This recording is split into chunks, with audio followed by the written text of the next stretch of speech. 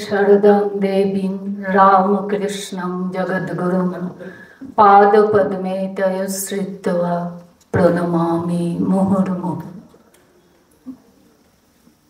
ঠাকুর মা স্বামীজি এবং ভগিনী নিবেদিতার শ্রীচরণে আমি আমার ভক্তিপূর্ণ প্রণাম জানাই।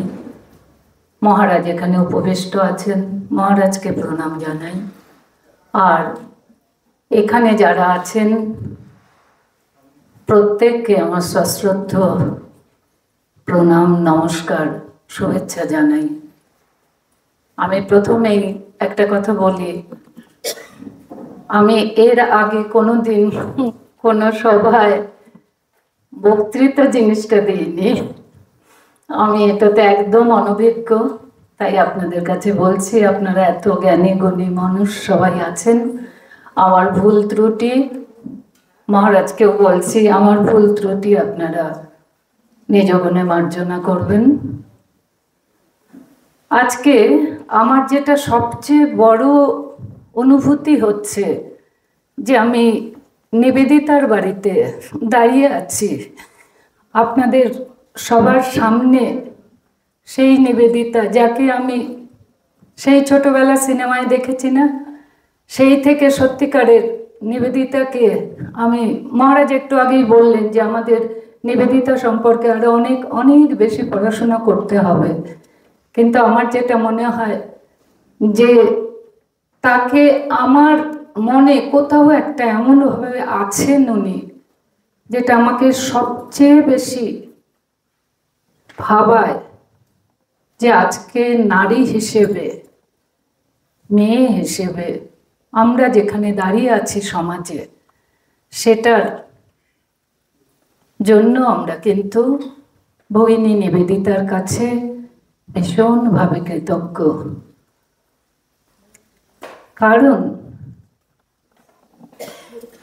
এই যে সাধারণ মেয়েদের শিক্ষা, এই জন্যই তো হচ্ছে স্বামী বিবেকানন্দ এই মার্গারেট নোবেলকে আহ্বান জানিয়েছিলেন ভারতবর্ষে এসে ভারতবর্ষের সাধারণ যে মেয়েরা আছেন, রক্ষণশীল কুসংস্কারে পরিপূর্ণ ভারতবর্ষের সেই সময়কার সাধারণ মেয়েরা, বালবিধবারা, ঘরের বউরা, যাদের কোনো শিক্ষা বলতে তাদের কি ছিল, শুধুমাত্র ভারতবর্ষের যে ঐতিহ্য, যে ট্র্যাডিশনগুলো চলে আসছিল এবং পুরুষতান্ত্রিক সমাজে সেটাকে যেভাবে মেয়েদের ওপরে চাপিয়ে দেওয়া হয়েছিল, সেইভাবেই কিন্তু তারা ছিলেন।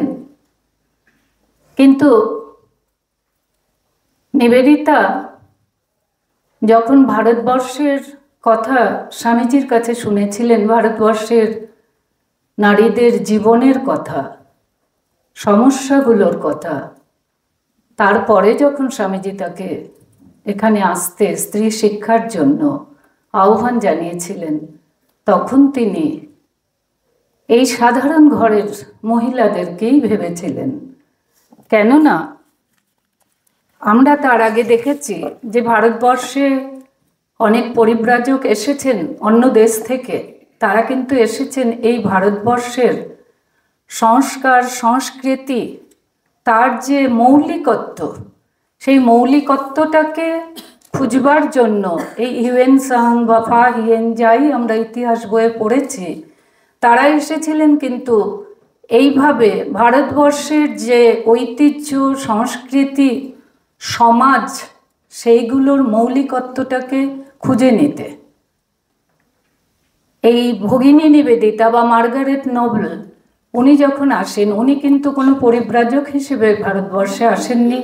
উনি এসেছিলেন তার গুরু স্বামী বিবেকানন্দের আহ্বানে ভারতবর্ষে। তা মনে হয় যে যে নিজের আজন্ম লালিত তার সমাজ, কত উচ্চ শিক্ষিত সমাজ এবং কত ভোগ বিলাসের আরামের জীবন ছেড়ে তিনি তার গুরুর আজ্ঞাকে শুধু মাথায় করে এত দূর দেশে এসেছিলেন, এবং এখানে এসেও কিন্তু তিনি কোনো রকম সুখ সুবিধা চাননি। তিনি একদম আমাদের সাধারণ ঘরের মানুষদের মতো করে এখানটায় এসে তিনি ছিলেন। তাই মনে হয় যে বিশ্বের নারী সমাজে এক বিরল ব্যক্তিত্ব এই মার্গারেট নোবেল। উনি যখন এলেন, স্বামীজি নিজে, তখন স্বামীজি বিশ্ববরেণ্য, স্বামীজি নিজে তাকে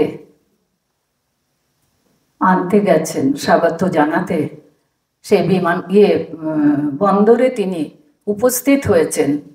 এবং তারপর থেকে দেখি যে স্বামীজি তাকে আমাদের এই ভারতবর্ষের গৌরবময় যে একটা অতীত এবং সমাজ ভাবনা, সেইটার সাথে কি করে আস্তে আস্তে তাকে পরিচিত করছেন এবং তিল তিল করে তার মানসিকতাটাকে গড়ে তুলছেন। আমরা যেটুকু পড়েছি আমি, যে উনি এসেই নিজের কাজ করবার জন্য খুব অস্থির হয়ে উঠেছিলেন যে আমি কবে থেকে কাজ শুরু করব। কিন্তু স্বামীজি জানতেন যে ভারতবর্ষে এসে ভারতের জন্য কাজ করবার জন্য তাকে তো আগে ভারতীয় যে মানসিকতা এবং ভারতীয় যে সমাজ সংস্কার, এগুলোকে তাকে আগে জানতে হবে। তো সেজন্য তিনি কিন্তু তাকে প্রথমেই কাজে নামতে দিলেন না, প্রথমে আমাদের সমাজের সাথে তাকে পরিচিত করলেন। সেজন্য তিনি কিন্তু ভারতবর্ষের বিভিন্ন জায়গাতে স্বামীজি নিজেই তাকে নিয়ে গেলেন ভারতবর্ষকে চেনাবার জন্য। এই যে পরিব্রাজক জীবন, এটা আমরা স্বামীজির ক্ষেত্রেও দেখেছি। উনি ভারতাত্মা হলেন কখন? যখন ভারতবর্ষের সমস্ত চিত্রটাকে নিজে আত্মস্থ করলেন, নিজে দেখে সেটাকে নিজের মধ্যে নিলেন। তারপর তিনি তাই চেয়েছিলেন তার শিষ্যাও যেন আগে ভারতবর্ষকে জেনে তারপর ভারতবর্ষের সেবায় নিজেকে উৎসর্গ করুক। এক্ষেত্রে স্বামীজির দেওয়া, স্বামীজি দীক্ষা দিয়ে ওনাকে যে নিবেদিতা নাম দিলেন, সেই নিবেদিত প্রাণ ভারতের জন্য, তিনি ভারতের জন্য তাকে উৎসর্গ করলেন। তাই তিনি নিবেদিতা হলেন। এবং এই নামটার প্রাসঙ্গিকতা আমরা তার পরবর্তী সমস্ত তার কাজকর্ম এবং ভারতকে ভালোবাসা, যেটা আমরা ভারতীয় হয়ে আমরা কতটুকু স্বদেশপ্রীতি আমাদের আছে, আমার তো সন্দেহ হয় আমার কাছে। তাই বলছি যে তিনি প্রথম যখন আসলেন, সেই সময় আমাদের ভারতবর্ষের যে পটভূমি, সেটাও আমাদের একটু দেখতে হবে।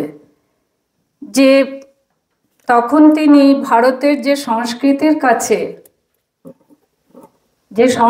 কাছে তিনি আনত হলেন, সেটা তিনি তার গুরুর মুখে শুনে এসেছিলেন।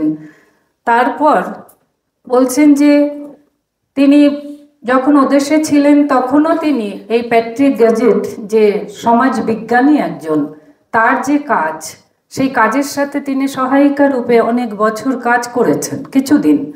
তো তাহলে সমাজ যে ভাবনাটা, আমার যে বিষয়টা, সেটা নিবেদিতার সমাজ ভাবনা।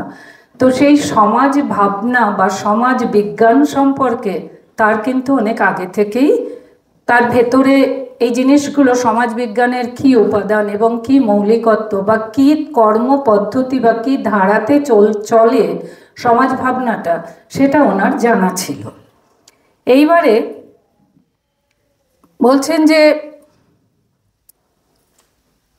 সেই সময়তে তিনি ওদেশে থাকতেও শুনেছেন যে সমাজবিজ্ঞানী কার্ল মার্কস এবং আরও কিছু সমাজবিজ্ঞানী তদানীন্তন, তারা কিন্তু ভারতবর্ষের ধর্মীয় দিকটাকে নিয়ে অনেক সমালোচনা করছেন এবং বলছেন যে ভারতীয়রা অতি জাগতিক চিন্তায় ব্যস্ত থাকে, তাদের কোনো জাগতিক চিন্তা বা বাস্তব চিন্তা তাদের নেই, তারা অতি জাগতিক জগতে তারা বিচরণ করে। তার জন্যই আমরা দেখতে পাই যে ভারতীয়রা গরুকে পুজো করে, গরুর খুরে ফুল দেয়, তারপর তারা হচ্ছে হনুমানকে পুজো করে, রথের চাকায় নিজেদের জীবন বিসর্জন দেয়। তারপর এইটা যখন উনি শুনলেন, তারপরে উনি যখন এসে ভারতবর্ষের যে এই যে কর্মপ্রবাহ, গঙ্গাতে নিজের সন্তানকে বিসর্জন দেওয়া, এই যে বিভিন্ন আমাদের এই ভারতের ঐতিহ্যের সাথে এই জিনিসগুলো এসে গেছে, এটাকে উনি আগে জানলেন। এই কর্মপ্রবাহের পেছনে যে ভাব প্রবাহটা আছে ভারতবাসীদের, ভারতীয়রা কেন এই ধরনের অতি জাগতিক চিন্তা ভাবনায় বিশ্বাসী, তাতে তিনি আস্তে আস্তে, বিশেষ করে এই সমালোচনাতে তিনি দেখেছেন যে খ্রিস্টান মিশনারিরাই তীব্র সমালোচনা করতেন এবং তারা বলতেন ভারতবাসীরা কোনোভাবেই হচ্ছে তারা সমাজের অতি নিম্ন স্তরে তাদের বাস, কেননা তারা আধুনিক কোনো কিছুই ভাবতে পারে না, তারা পুতুল পূজা করে। কিন্তু সমাজ বিবর্তনের যে ধারা অনেক দূর এগিয়ে গেছে পাশ্চাত্যে, সেটা তারা কিছুই ধারণা করতে পারে না, অতএব তারা খুব নিম্ন স্তরের মানুষ। তিনি কিন্তু এসে এই ভাব প্রবাহটাকে ভারতবাসীর ধরে তিনি দুটি গ্রন্থ রচনা করলেন। সেটা হলো ফুটফলস অফ ইন্ডিয়ান হিস্ট্রি একটা, আর একটা the wave of Indian life.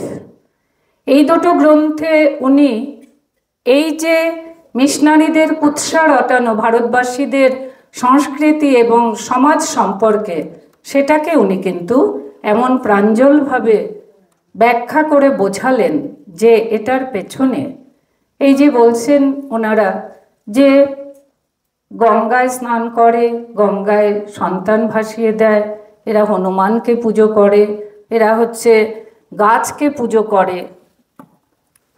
Nivedita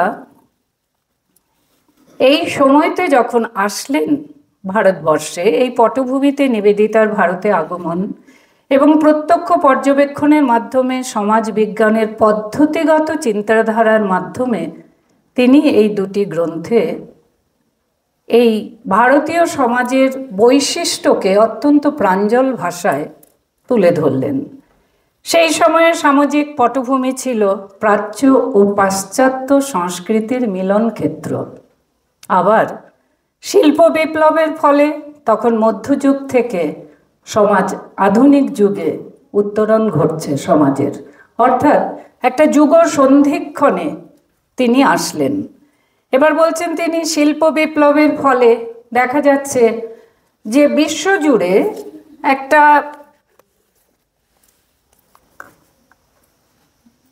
অর্থনীতির দেখা যাচ্ছে যে উৎপাদন ব্যবস্থাতে প্রচণ্ড রকমের একটা গতি এসেছে। তার ফলে দেখা যাচ্ছে অর্থনীতির গতিশীলতার সাথে সাথে মানবিক সম্পর্কেও এসেছে একটা নবতম ধারা। এই সময় যে অর্থনৈতিক অবস্থাটা যেটা উনি দেখলেন, অর্থনৈতিক শোষণ এবং যুগ সন্ধিক্ষণ, ভগিনী নিবেদিতা যখন ভারতে আসেন তখন পরাধীন ভারতবর্ষে ভারতীয় সমাজ ও চিন্তন এইগুলোই ছিল বিদেশিদের কাছে সমালোচনার বিষয়। কিন্তু বলছেন যে হিন্দু ধর্মের এই কর্মপ্রবাহের পেছনে যে ভাবপ্রবাহ রয়েছে তা কেউ খুঁজে দেখেননি, এমনকি ভারতবাসীও তা উপলব্ধি করতে সক্ষম ছিলেন না। এদিকে বিদেশি শাসন ভারতীয় অর্থনীতিকে ভেঙে দিয়েছিল, কারণ তখন আস্তে আস্তে বিদেশ থেকে আমাদের দেশে সমস্ত ভোগ্য বস্তু আসতে শুরু করেছে এবং তা খুব সহজে মানুষের কাছে পৌঁছচ্ছে এবং অনেকটা সস্তায়। কারণ আমাদের দেশীয় যে কারিগররা, তাঁতিরা, তারা যে বস্তুগুলো উৎপাদন করছিলেন তা আমাদের ভারতীয় যে ইনগ্রেডিয়েন্টস বা উপাদান দিয়ে যেগুলো তৈরি হচ্ছিল সেগুলো কিন্তু তুলনামূলকভাবে বেশি দামে কিনতে হচ্ছিল। তাতে করে দেখা গেল মানুষ সহজেই, এমনকি কারিগররাও সহজে যে জিনিসটা কম দামে বিদেশ থেকে আসা জিনিসটা পাচ্ছিলেন, সেটা কিন্তু এখানে পাওয়া যাচ্ছিল না। তাই আস্তে আস্তে দেখা যাচ্ছে যে ভারতীয় অর্থনীতি কিন্তু এই বিদেশি শাসনের চাপে বা বিদেশি শাসনের জন্য এই সব জিনিসগুলোকে তারা সহজে পাচ্ছেন বলে তারা কিন্তু হচ্ছে গ্রামীণ যে সমাজটা আমাদের, সেটা ধ্বংসস্তূপে পরিণত হলো। ভারতীয় অর্থনীতিকে এটা ভেঙে দিয়েছিল। তারপরে দেখা যাচ্ছে যে আস্তে আস্তে দেখা গেল জন্ম নিচ্ছে নতুন একটা অর্থনৈতিক ব্যবস্থা। বিদেশ থেকে আমদানি করা ভোগ্যবস্তু সহজলভ্য হয়েছে, আরামের মান উঁচু হচ্ছে। এই নতুন সুবিধাগুলো ভারতবর্ষকে ইউরোপীয় বাণিজ্যের পরগাছা করে তুলেছে। ফলে দেশের তাঁতি এবং বিভিন্ন কারিগরদের ভাগ্য ক্রমশ সংকুচিত হচ্ছে। নিবেদিতা বলছেন, এই পরিবর্তন ভারতীয়দেরই ক্ষতি করেছে সব থেকে বেশি। কিন্তু যে জাতীয়তাবোধে স্পষ্টভাবে সামাজিক ও অর্থনৈতিক পরিবর্তনকে চিহ্নিত করা যায়, একত্রিত হয়ে যার বিরুদ্ধে মতামত প্রকাশ করা যায়, সেই জাতীয়তাবোধ তখনও ভারতবাসীর মধ্যে জেগে ওঠেনি। তার মতে এই অর্থনৈতিক শোষণের সঠিক ও কার্যকরী প্রতিবাদ আনতে পারে সমাজের বিভিন্ন দিক থেকে, আসতে পারে। কীরকম? পুরোহিত, পণ্ডিত, সমাজপতি, শ্রমজীবীরা এবং নারী। নিবেদিতার মতে নারী হলো সমাজের প্রথম হাতিয়ার, কারণ মেয়েরাই ক্রেতা এবং ব্যবহারকারী। তারাই সংগঠিত সামাজিক ও ধর্মীয় পথ দিয়ে একবার জাতীয় চেতনার কাছে পৌঁছতে পারলে এর বিরুদ্ধে কোনো রাজনৈতিক বা ব্যবসায়িক প্রবঞ্চনাই সফল হতে পারবে না। এর থেকে মুক্তি লাভের প্রধান মাধ্যম হলো জাতীয় চেতনার উন্মেষ। এটা নিবেদিতা ভীষণভাবে চেয়েছিলেন যে ভারতবাসীর মধ্যে থেকেই এই জাতীয় চেতনার যখন উন্মেষ ঘটবে, প্রতিবাদ তাদের কাছ থেকেই আসবে। তাই তিনি বলছেন যে ভারতীয়গণ বিদেশি দ্রব্যকে ব্যবহারযোগ্য করেছেন বলেই আজ দেশীয় অর্থনীতির ভাঙন হয়েছে। এই সচেতনতা আনতে সাধারণ মানুষকে তিনি আহ্বান জানিয়েছেন। যদিও তিনি বিশ্বাস করতেন জাতীয়তাবোধ কখনোই বাইরে থেকে গড়ে দেওয়া যায় না, এই জাতীয়তাবোধ আসে মানুষের ভেতর থেকে, এটা কারোর উপর কখনো চাপিয়ে দেওয়া যায় না। এরপরেই আসছে যে সেই সময়ের সামাজিক বৈশিষ্ট্য। নিবেদিতা যখন কলকাতার বাগবাজার অঞ্চলে বাস করছেন, তখন এই অঞ্চলে খুব রক্ষণশীল হিন্দুদের বসবাস, এবং তিনি এই অঞ্চলটির সামাজিক অবস্থান ও বৈশিষ্ট্য তুলে ধরছেন। নিবেদিতা দেখতেন আধো অন্ধকারে খুব সম্ভ্রান্ত ঘরের মহিলারা এই অন্ধকার থাকতে তারা যাচ্ছেন কোথায়? গঙ্গা স্নানে। গঙ্গা স্নানে গিয়ে তারা কি করছেন? তারা সেখানটায় গঙ্গার কাছে পবিত্র হতে যাচ্ছেন। গঙ্গা স্নান ছিল তখন ভারতীয়দের কাছে একটা পবিত্রতা দাত্রী, কিন্তু সাধারণ মানুষের কাছে দেখেই যে নদীমাতৃক দেশে কি হয়, নদী হচ্ছে জননী। তার কারণ নদীর অবস্থান এবং খাদ্য দুই হচ্ছে নদী দিয়ে থাকেন, কিন্তু আমাদের ভারতবাসীর কাছে কিন্তু এই গঙ্গা নদী একটা পবিত্রতা স্বরূপিণী। তিনি শুধুই জননী নন। তাই বলছেন যে তিনি জননী তো অবশ্যই, কিন্তু তিনি ধার্মিকের কাছে পবিত্রতা দাত্রী। প্রতিটি স্নানার্থী তার জলে নেমে সাবধানে নিচু হয়ে একটু জল মাথায় দেয়, তার গায়ে পা ঠেকেছে বলে ক্ষমা চেয়ে প্রণাম জানায় মা গঙ্গাকে। নিবেদিতা জানিয়েছেন কলকাতায় এসে তিনি শিখেছেন মাটি ও জলের সঙ্গে মানুষ এমনভাবে কথা বলছে যেন মনে হয় তারা জীবন্ত। আসলে এখানেও সেই ভারতীয় ঐতিহ্য, যা অদ্বৈতবাদে বিশ্বাস, যেটাতে বলে যে ব্রহ্ম হতে কীট পরমাণু সর্বত্রই সেই একই আত্মা বিরাজমান। তারপর বলছেন যে এই যে সমাজের ভাবনায় তিনি এখানটায় বসেই দেখেছিলেন একটা সামাজিক সম্মেলন, সেটার জন্য তিনি একটা খুব অদ্ভুত জিনিস লক্ষ্য করেছিলেন। এই বাগবাজার এলাকাতে ভিখারি শ্রেণীকে, যারা একদমই সমাজের নিচু স্তরে বা সর্বহারা একদম নিম্ন স্তরে, যাদের স্তর বিন্যাস সব শেষ স্তরে যারা বাস করেন, সেই ভিক্ষুকরা বাড়ি বাড়ি অর্থ, অন্ন, বস্ত্রের প্রত্যাশী হয়ে আসছেন। তারা কি করছেন? এক বাড়ি থেকে অন্য বাড়িতে তারা ঘুরছেন। সমাজবিজ্ঞানী কার্ল মার্কস কিন্তু তখন বলছেন যে সমাজে এদের কোনো ইতিবাচক ভূমিকা থাকে না, কিন্তু নিবেদিতা লিখছেন ভারতীয় জীবনে ভিক্ষুকের একটি আকর্ষণীয় সামাজিক তাৎপর্য আছে। এরা সর্বদা উঠানে দাঁড়িয়ে ভগবানের নাম গান করে বা ঈশ্বর বিষয়ক গাথা বা কোনো লৌকিক গাথা বলে এক গ্রাম থেকে অন্য গ্রামে ঘুরে বেড়ায়। তাই নিবেদিতার কাছে এরা ছিল চলমান সংস্কৃতির বাহক এবং স্বদেশের লোককাব্যের সংরক্ষণ। এখানটায় উনি এমনও লক্ষ্য করেছেন যে মহিলাটি এই ভিক্ষুককে ভিক্ষা দেন, সেই মহিলা হয়তো তার পরিবারের সব কথা বলতে পারেন না, কিন্তু ওই ভিক্ষা দেওয়ার সময় সেই ভিক্ষুকের কাছে তিনি নিজের প্রশ্ন বা মনের কথাটা তিনি বলতে পারেন। এইভাবে তিনি লক্ষ্য করেছেন যে এই ভিক্ষুকদের কাছ থেকেও অনেক কিছু, ভিক্ষুকদের কাছ থেকেও এই মহিলারা পেতেন, আবার এই সমাজের অনেক কিছু এই মহিলাদের কাছ থেকে এই ভিক্ষুকেরা এক জায়গা থেকে আরেক জায়গায় নিয়ে যেতেন। তারপরে বলছেন নিবেদিতার কাছে এরা ছিল চলমান সংস্কৃতির বাহক এবং স্বদেশের লোককাব্যের সংরক্ষক। এখানে তিনি নানা রকম ভিখারির দেখা পেয়েছিলেন। যেমন একটা অদ্ভুত, তিনি বলছেন রাত ভিখারি, এটা বিশেষত মুসলমানেরা করতেন।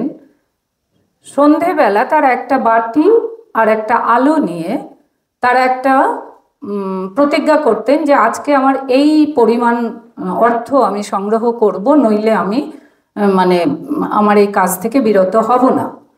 তো সেইভাবে তিনি দেখছেন যে তারা কিন্তু ওই সন্ধে থেকে তারা ঘুরে ঘুরে রাস্তায় চিৎকার করে তারাও ঠাকুরেরই নাম বলছেন, ঈশ্বরের নাম বলে তারা কিন্তু এই ভিক্ষাটা সংগ্রহ করছেন। আর তিনি লক্ষ্য করেছিলেন এই ভিখারির মধ্যে নারী পুরুষ উভয়ই আছেন। এরা কি করছেন? অপেক্ষাকৃত সচ্ছল পরিবার থেকে নিজেদের অভাব পুষিয়ে নিচ্ছেন। নিবেদিতা সামাজিক উন্নতির মাপকাঠি রূপে এই সামাজিক সহযোগিতা বা সোশ্যাল কোঅপারেশনকে সবচেয়ে বেশি গুরুত্ব প্রদান করছেন। তার কাছে কিন্তু এটা একটা সহযোগিতামূলক সমাজের ছবি। তিনি সমাজকে এইভাবে প্রথমে অনুধাবন করছেন। তারপর বলছেন এই সামাজিক সম্মেলনে মেয়েদের একটা দিক ভীষণভাবে ছিল। সেটা বলছেন যে মেয়েদের যে সামাজিক সম্মেলন সেটা কোথায় হতো? পুকুর ঘাটে বা নদীর ঘাটে তারা যখন স্নান করতে যেতেন, তখন সব মহিলারা একত্র হয়ে তাদের মধ্যে তাদের যা কিছু মনের কথা, যা কিছু সমস্যা বা সংসারের গল্প, সব কিছুর আদান প্রদান কিন্তু এখানে হতো।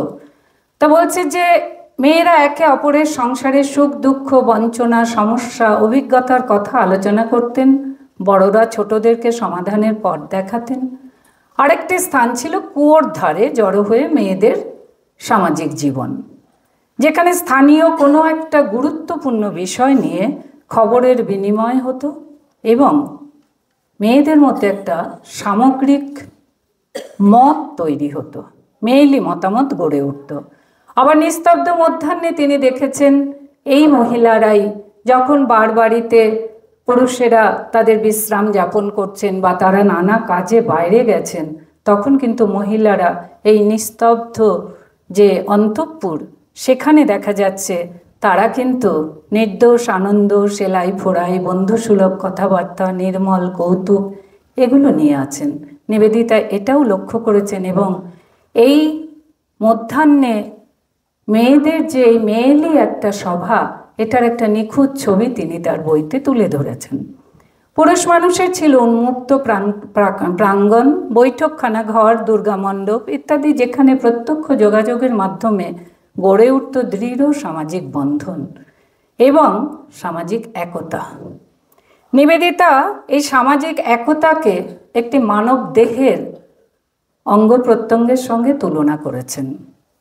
দেহের প্রতিটি অঙ্গ যেমন পরস্পরের ওপরে নির্ভরশীল, সমাজের প্রতিটি অংশ যেমন আমাদের যে বর্ণ বিভাগ ছিল, ব্রাহ্মণ, ক্ষত্রিয়, বৈশ্য, শূদ্র, নারী, পুরুষ, প্রত্যেকেই পরস্পর সহযোগিতার উপর নির্ভরশীল। অবশ্য ভারতীয় প্রাচীন ঋষিরা কিন্তু অনেক আগেই এই একত্বের ধারণা বা একত্বের অস্তিত্ব কিন্তু আমাদের ভারতবর্ষে ছিল। এই সামাজিক একতায় ভগিনী নিবেদিতার মতে নারী ও পুরুষের সমতার ধারণা কৃষিভিত্তিক সমাজে একভাবে গড়ে উঠেছিল, আবার সমুদ্র তীরবর্তী সভ্যতার ক্ষেত্রে ভিন্নভাবে গড়ে উঠেছিল। সেখানে বলছেন যে আর্য যুগে ভারতীয় নারীরা ছিলেন স্বাধীন, এবং তখন কিন্তু মাতৃতান্ত্রিক দেশ ছিল আমাদের। কেননা সমাজটা ছিল, তার কারণ হচ্ছে তখন অনেক প্রথম আর্য যুগে ভারতীয় নারীর স্বাধীনতার কারণ হলো মাটি এবং অরণ্যের সঙ্গে তাদের সংগ্রাম।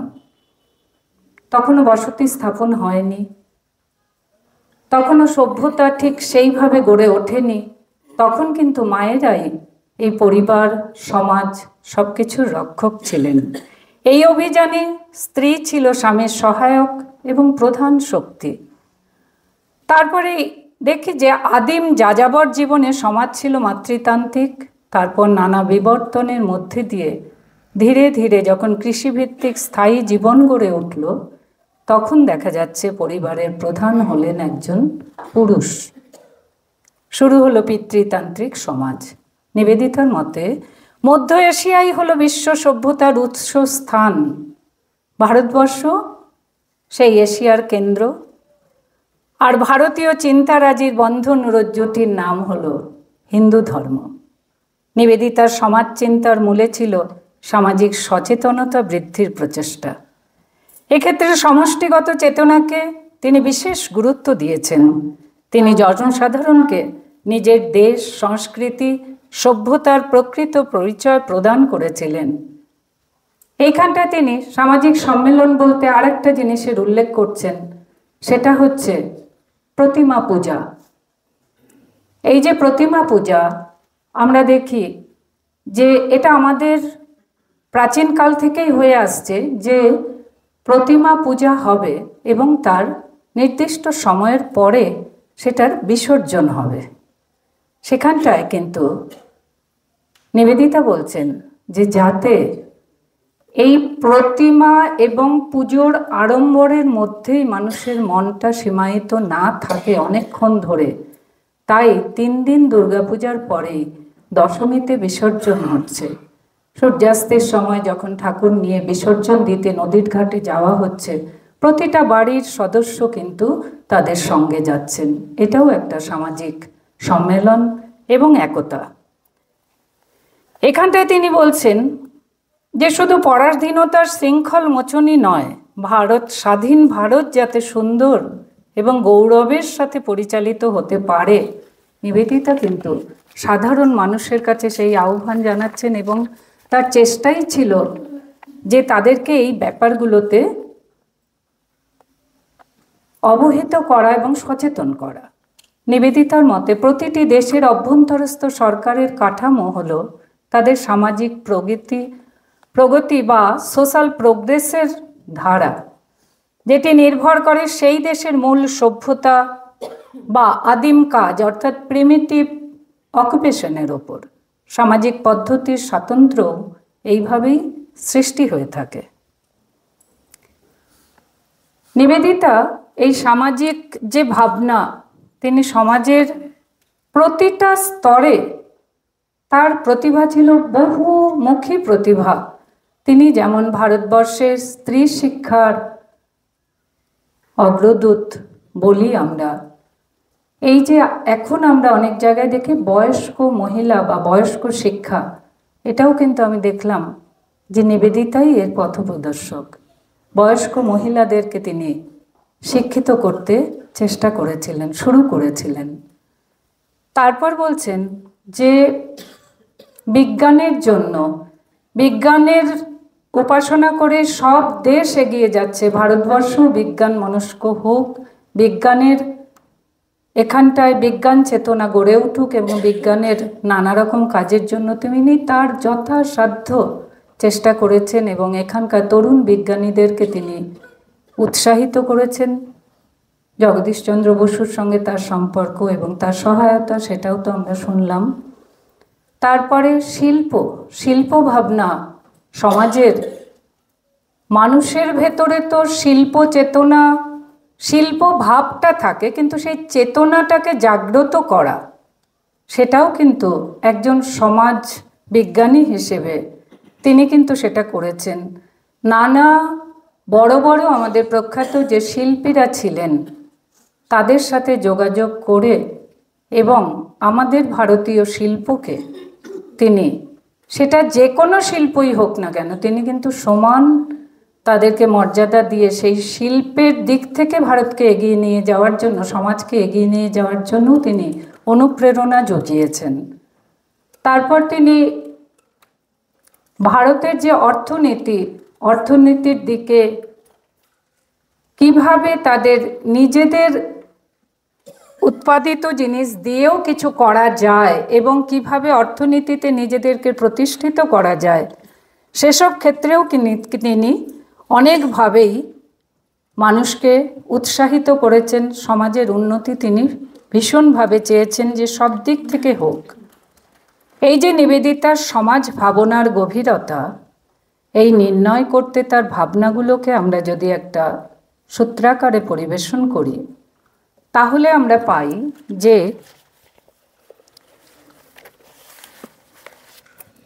ভগিনী নিবেদিতার সমাজ ভাবনার কিছু অংশ বিচ্ছিন্নভাবে উল্লেখিত হলেও উপসংহারে এই ভাবনাকে আমরা সূত্রাকারে পরিবেশন করতে পারি, যে সূত্রগুলির মধ্যে দিয়ে নিবেদিতার সমাজ চিন্তার গভীরতা নির্ণয় করা যায়। ভগিনী নিবেদিতার সমাজ বিশ্লেষণের ক্ষেত্রে প্রথমত জড় এবং চৈতন্যের মধ্যে কোনো ভেদ রাখেননি। তার কাছে জগৎ সৃষ্টির মতোই সমাজও একই ছন্দে এগিয়ে চলে, এর মধ্যে একটা নিয়ম আছে। দ্বিতীয় তিনি বলছেন জড় চেতনে জারিত, তাই তিনি কোনো সামাজিক প্রথা ও অবস্থানকে নির্ণয় করতে গিয়ে তার মধ্যে নিহিত ভাবটিকে গুরুত্ব দিয়েছেন। তার কাছে দেশ কেবল ভৌগোলিক অবস্থান নয়, ভারত তার মাতৃকা, ভারত মাতা। সমাজের ক্ষেত্রে এই ভাবগত বিশ্লেষণকে তিনি প্রয়োগ করতে চেষ্টা করেছেন। তৃতীয়ত সমাজ বিবর্তিত হয়, এক স্তর থেকে আর এক স্তরে এগিয়ে চলে। এই বিবর্তনের পর্যায়গুলি আলোচনায় তিনি বিভিন্ন সমাজ বিজ্ঞানীদের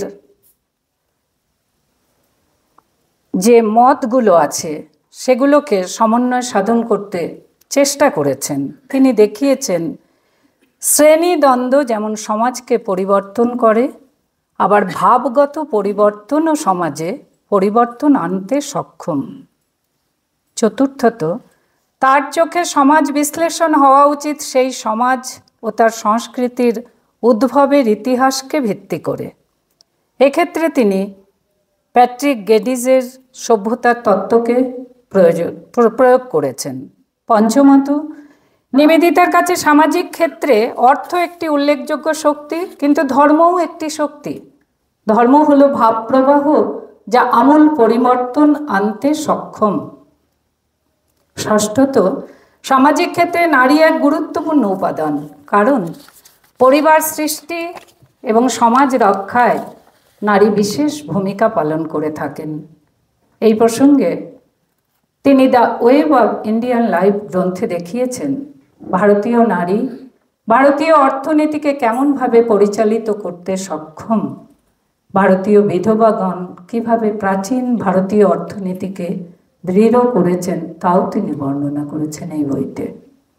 সপ্তমত সমস্ত বিশ্বে শান্তি ও সভ্যতা বজায় রাখার জন্য দ্বন্দ্ব বা কনফ্লিক্ট, এই দ্বন্দ্বের তত্ত্বকে ভুলে গিয়ে পারস্পরিক সহযোগিতা বা কোঅপারেশন তত্ত্বকে স্থাপন করতে হবে। এই প্রসঙ্গে তিনি প্রিন্স ক্রপটিনের মিউচুয়াল এইডের কথা বলছেন বারংবার। মানব সমাজের বিবর্তনের ধারাটি বর্ণনার পর ভবিষ্যৎ বিশ্বের কথা বলেছেন নিবেদিতা। ক্রপকিন আশা করেছেন ভবিষ্যতের মানুষ একে অপরের উপর নির্ভর করবে, একে অন্যকে সাহায্য করবে, সেখানে ধনী শ্রেণী সাহায্যের হাত বাড়িয়ে দিবে দরিদ্রের দিকে, পারস্পরিক সাহায্য ও সহযোগিতাই সাম্যের কাছাকাছি এনে দেবে তাদেরকে। যদিও এই গেল হচ্ছে নিবেদিতার সমাজ ভাবনাগুলো, এইবারে বলছি উপসংহারে যে যদিও সমাজবিজ্ঞান বিষয়টির সঙ্গে নিবেদিতা প্রথম জীবন থেকেই পরিচিত ছিলেন, তিনি প্যাট্রিক গেডিজের মতো সমাজবিজ্ঞানের গবেষণার কাজে সহকারী রূপে কিছুকাল অতিবাহিত করেছেন, তবুও ভারতীয় সমাজ সম্বন্ধে বা সমাজবিজ্ঞানের ইতিহাসে তার নাম কিন্তু অনুচ্চারিত। নিবেদিতা তার রচনা চিঠিপত্রের মধ্যে বহুবার প্যাট্রিক গেডিজের অনুগামী এক গবেষক দলের প্রয়োজনীয়তার কথা বলেছেন, যারা সম্যকভাবে বৈজ্ঞানিক চিন্তনের মাধ্যমে ভারতীয় সমাজের ধারাপথকে নির্ণয় করতে সক্ষম হবে। ইতিহাস বলে ভারতের সমাজবিজ্ঞান বিষয়টি পঠন পাঠন শুরু হয় মুম্বাইতে এবং তা সমাজবিজ্ঞানী প্যাট্রিক গেডিজের হাত ধরেই। এরপর বিনয় কুমার সরকার, রাধাকুমুদ মুখোপাধ্যায় প্রমুখ সমাজবিজ্ঞানী এই বিষয়কে আরও সমৃদ্ধ করেছেন, কিন্তু বর্তমানে সমাজবিজ্ঞানের ছাত্রছাত্রীদের কাছে নিবেদিতার সমাজচিন্তা অধরাই রয়ে গেছে। তাকে শুধুই আমরা একটি স্কুলের প্রতিষ্ঠাত্রী রূপে স্মৃতির কোঠায় রেখে দিই, নবজাগরণের অগ্রদূত রূপে চিহ্নিত করতে পারি। असतो मा सद्गमय तमसो मा ज्योतिर्गमय मृत्युर्मा अमृतम गमय। नमस्कार, प्रणाम महाराज।